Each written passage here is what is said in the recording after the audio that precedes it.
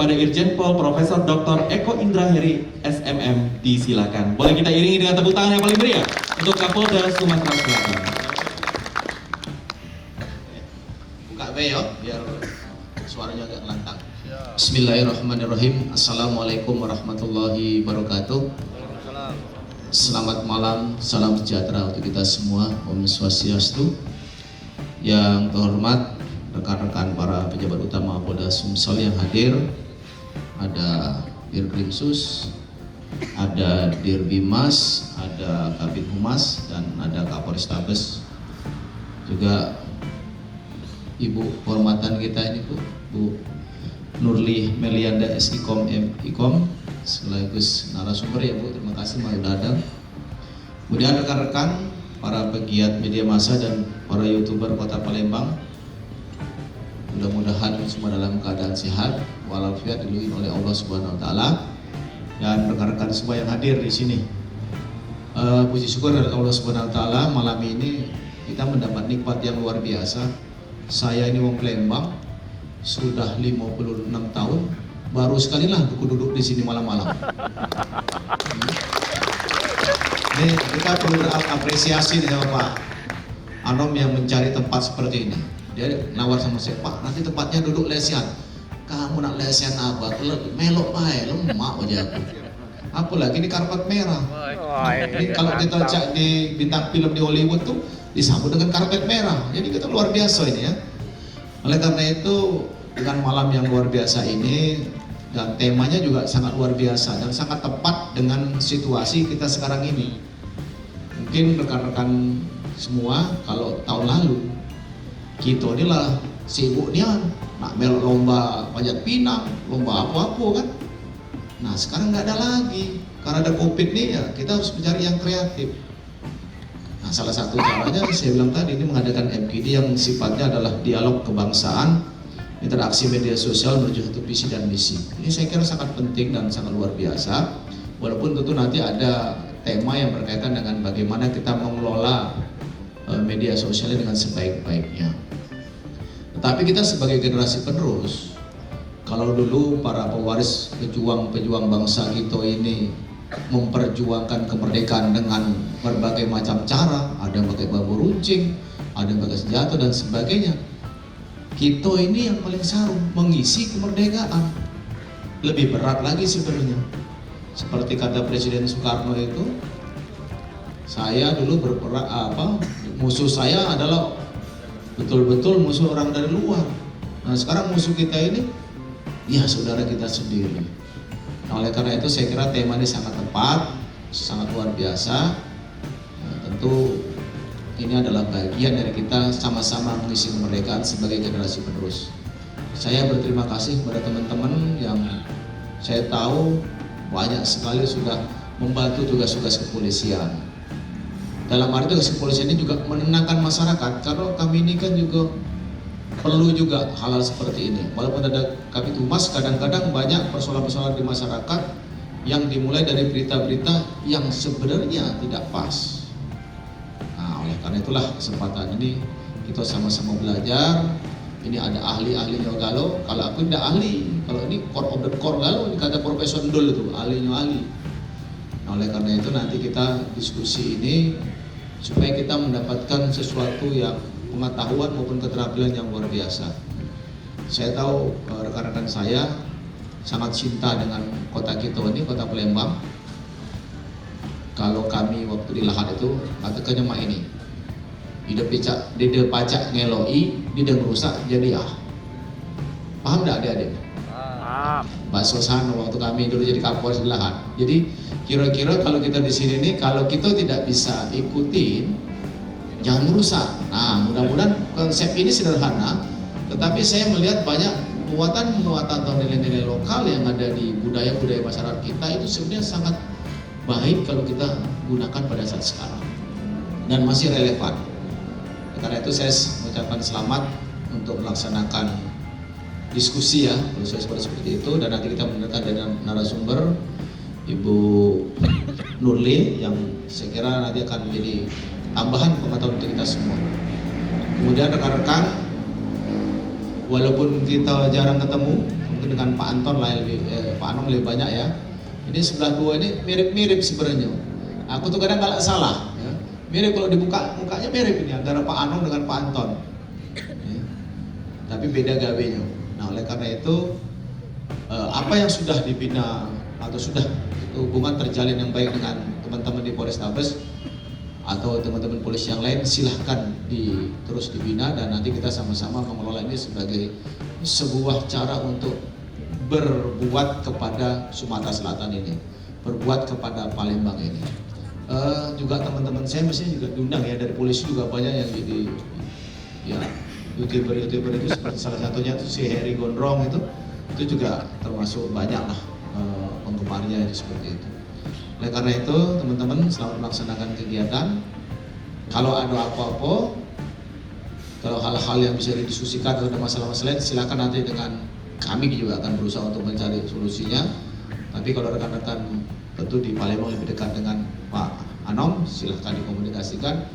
Kami siap membantu, kami siap memfasilitasi supaya rekan-rekan nyaman, kita sama-sama nyaman, kita bina Palembang dengan sebaik-baiknya. Mungkin tidak perlu lama-lama karena aku udah dibayar sama Pak Anom ini, jadi aku cepat bayar. Menunjuk makan bayar tadi, Pak makan dewasin bayar Pak, ikan asin bulu ayam gitu. Masih ada ya, sebenarnya. Masih Pak. Zaman kecil-kecil itu baik makanan aku dulu. Ya, jadi terima kasih atas semuanya. Jangan tegang di sini, kita santai-santai bayar. Nak duduk selonjoran apa, ini kan untuk dari acara kita untuk kita. Jadi memang sengaja di setting ini, saya sangat senang acara seperti ini di setting di alam yang seperti ini. Ini adalah menunjukkan bahwa kita juga cinta alam dan kita santai.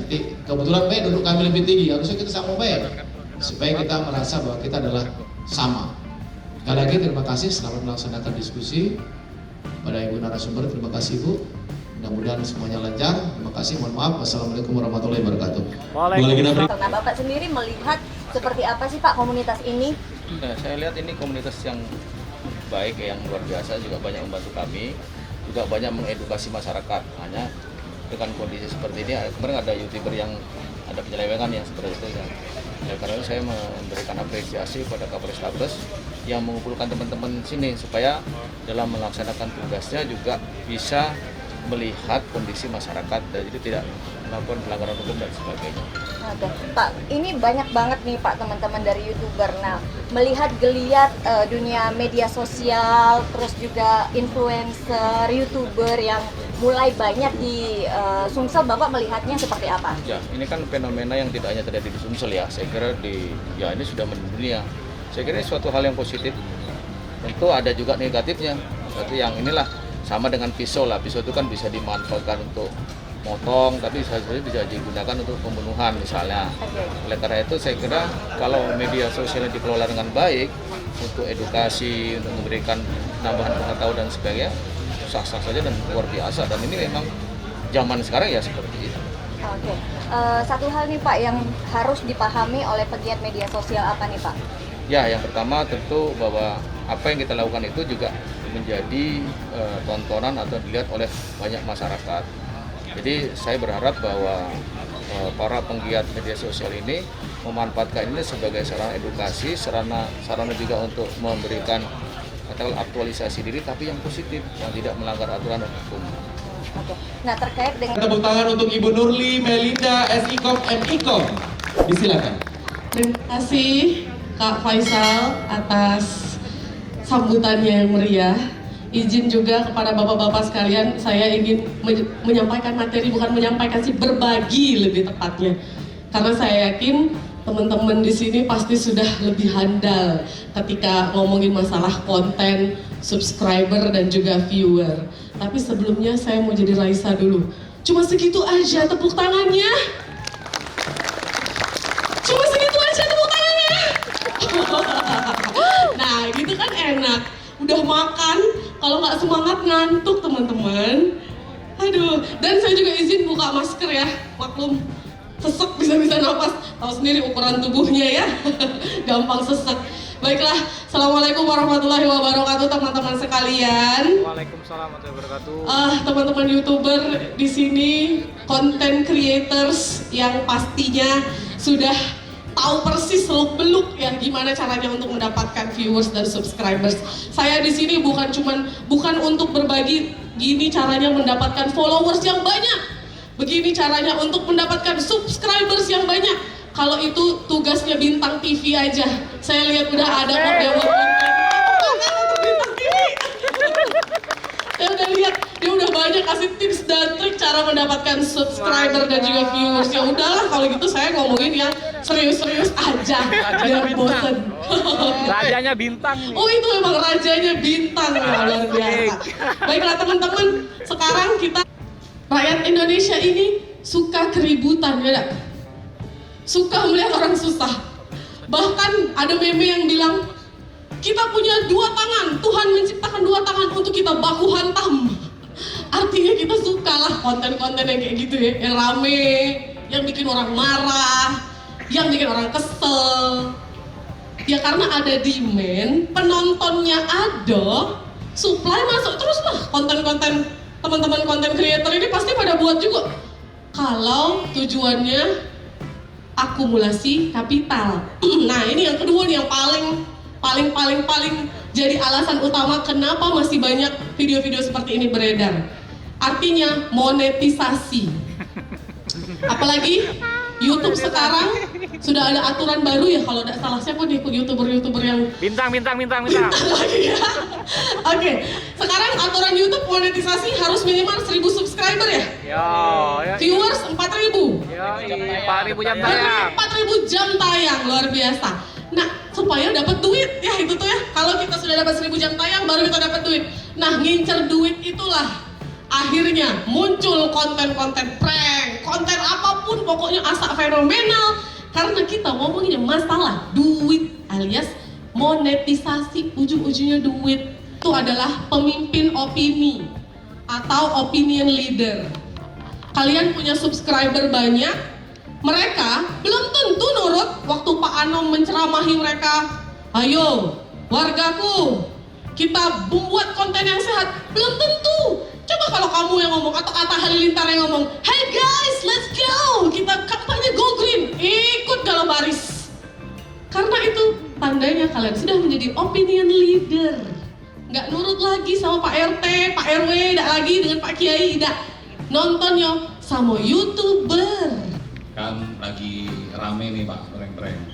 Sementara di luaran sana tuh konten prank itu kalau kita jingok, mereka tuh ngasih edukasi dan hiburan, tapi tidak menyangkut emosi seseorang.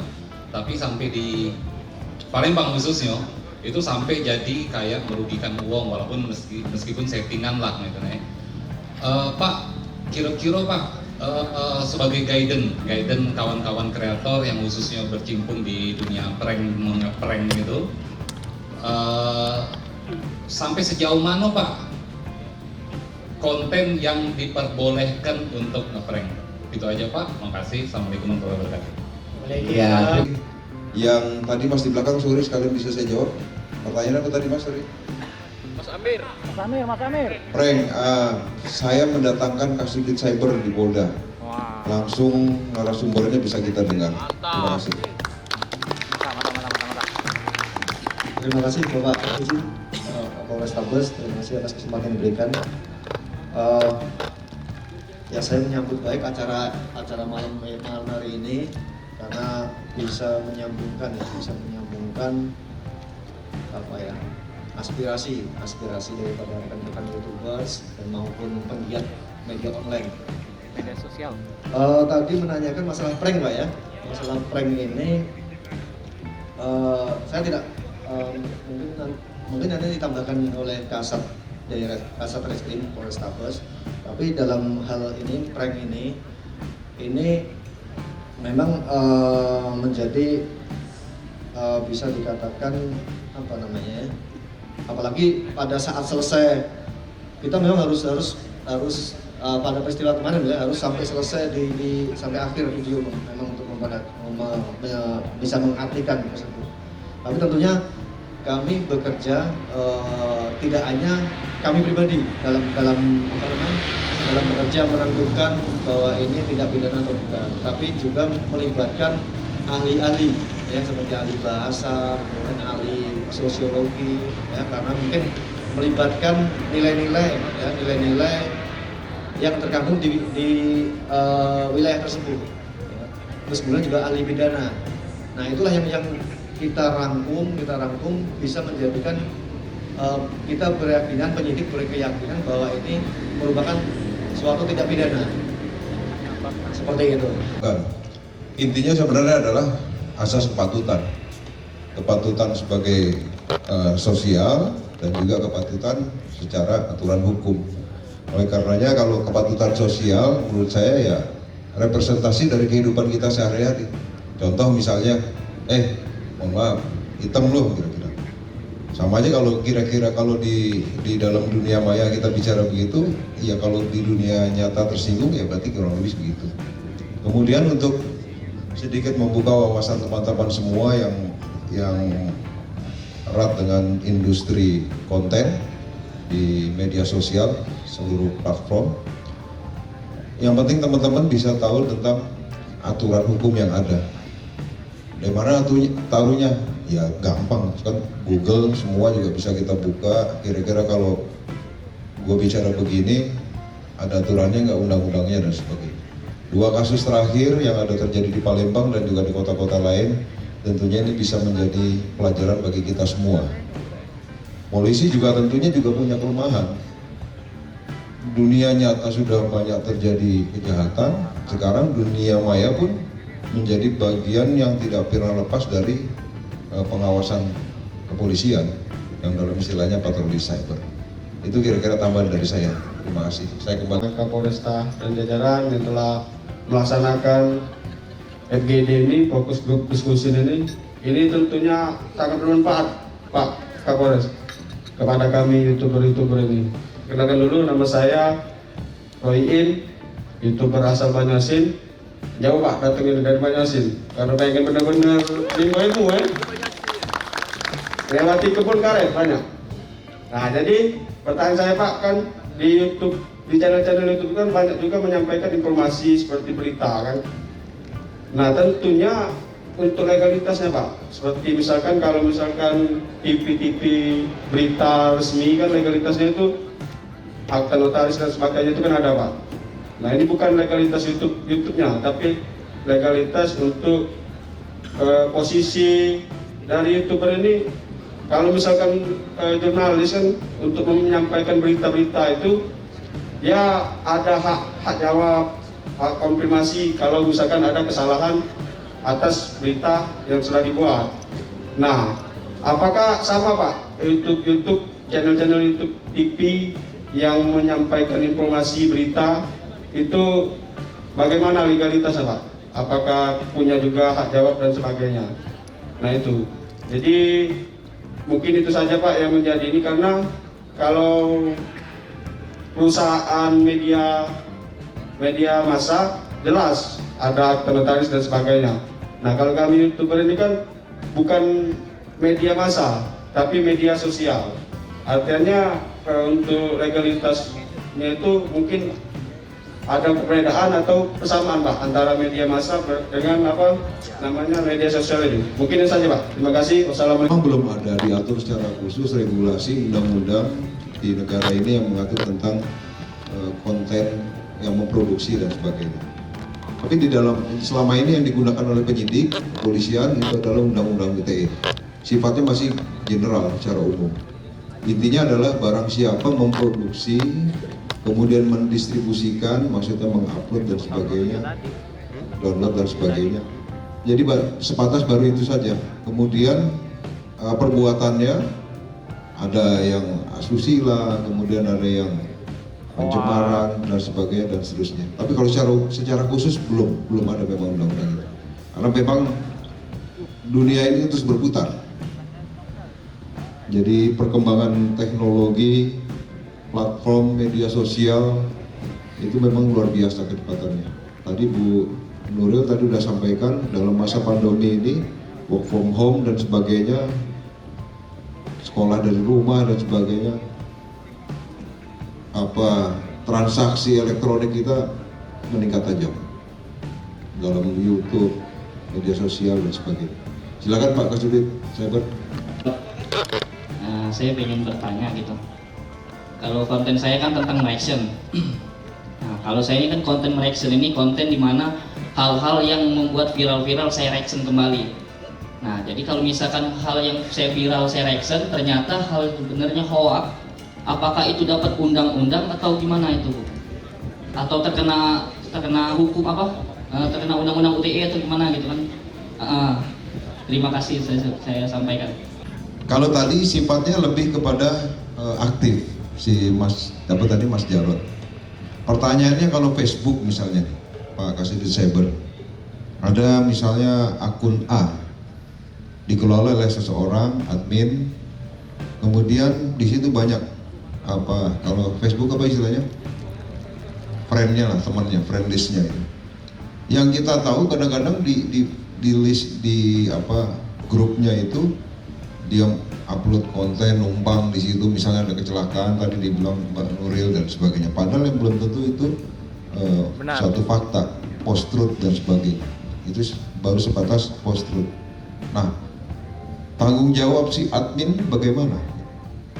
Dia yang mengelola, dia yang punya, kemudian dia masuk numpang di situ, kemudian dia upload berita-berita yang akhirnya justru bias, yang kebenaran itu sebenarnya belum tentu, akhirnya menjadi satu kebenaran yang dipercayai karena 1, 2, 3 dianggap ini informasi yang seksi atau bahkan tendensi dan sebagainya, akhirnya ditimpali menjadi satu kebenaran. Oh, dia memang brengsek, oh dia begini dan seterusnya dan sebagainya.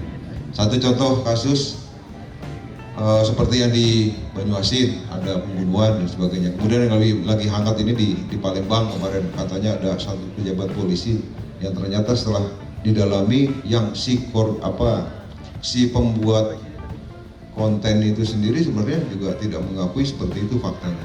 Jadi akhirnya ini kadung sudah menjadi sesuatu yang dipercayai faktanya. Pak Kasubit silakan bisa dijawab. Semakin malam semakin berat pertanyaannya. Jadi tadi saya sharing dengan Bu Nurli. Tetap ada kewajiban dari admin ini untuk verifikasi ya. Memang kalau di undang-undang pers itu dari wartawan ataupun kontributor memang ada hak ya, ada hak misalnya ada pemberitaan yang tidak benar sesuai dengan faktanya, ada itu hak dari mereka untuk meralat berita, memperbaiki berita itu, karena memang ada undang-undangnya, ya kan? Kita kan negara hukum, jadi semua yang tindakan kita itu konsekuensinya adalah hukum, kan seperti itu.